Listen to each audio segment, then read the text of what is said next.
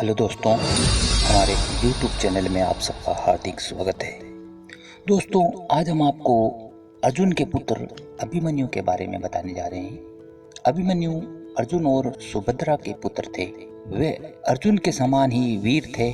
वे सभी प्रकार के हथियारों से अच्छी तरह वाकिफ थे। इस युवा नायक द्वारा प्रदर्शित वीरता अतुलनीय है। अभिमन्यु ने अपने जीवन को दांव पर लगाकर शक्तिशाली कौरव योद्धाओं से लड़ाई लड़ी और लड़ाई के दौरान एक नायक की मृत्यु हो गई। आइए जाने इस महान योद्धा के बारे में। कुरुक्षेत्र में कौरव पांडव युद्ध के दौरान द्रोणाचार्य कौरव सेना के सेनापति थे। कौरवों को पांडव सेना द्वारा लगातार पराजय के कारण वे नाखुश थे। पांडवों को हराने के लिए द्रोणाचार्य ने चक्रव्यूह नामक एक चक्रव्यूह में अपनी सेना की व्यवस्था की। द्रोणाचार्य जानते थे कि श्री कृष्ण और अर्जुन के अलावा कोई भी इस चक्रव्यूह में प्रवेश नहीं कर सकता। श्री कृष्ण ने शस्त्र न रखने की शपथ ली थी और अर्जुन दूर दूर तक युद्ध करने में लगे थे। पांडव चिंतित थे और दुविधा में थे कि क्या करें। अभिमन्यु आगे आया और युधिष्ठिर से कहा, मुझे अनुमति दो, मैं चक्रव्यूह में प्रवेश कर सकता हूँ। युधिष्ठिर अभिमन्यु की बहादुरी और कौशल से वाकिफ थे, लेकिन अनुमति देने के लिए उनके पास कुछ आरक्षण थे, क्योंकि अभिमन्यु छोटा बालक था। जब चिंतित युधिष्ठिर ने अभिमन्यु को ऐसा करने से रोकने की कोशिश की तो बहादुर लड़के ने अपने चाचा से कहा कि वे उसकी चिंता ना करें। अभिमन्यु के आग्रह पर उसने अनिच्छा से अपनी स्वीकृति दे दी। उस समय बहादुर अभिमन्यु केवल 16 वर्ष के थे।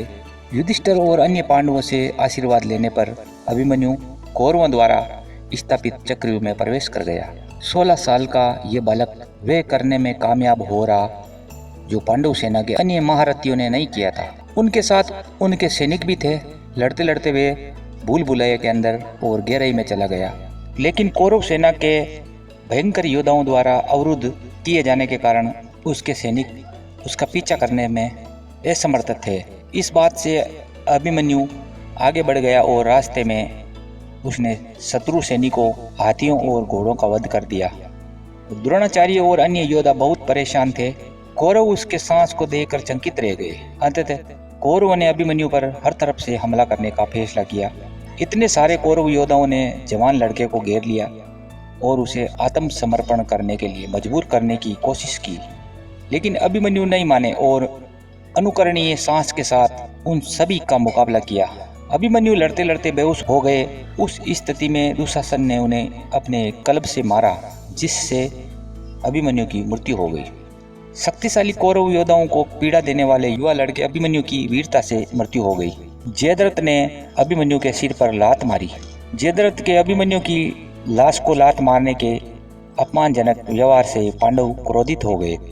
अगले दिन सूर्यास्त से पहले अर्जुन ने तुरंत जयद्रथ को मारने की शपथ ले ली।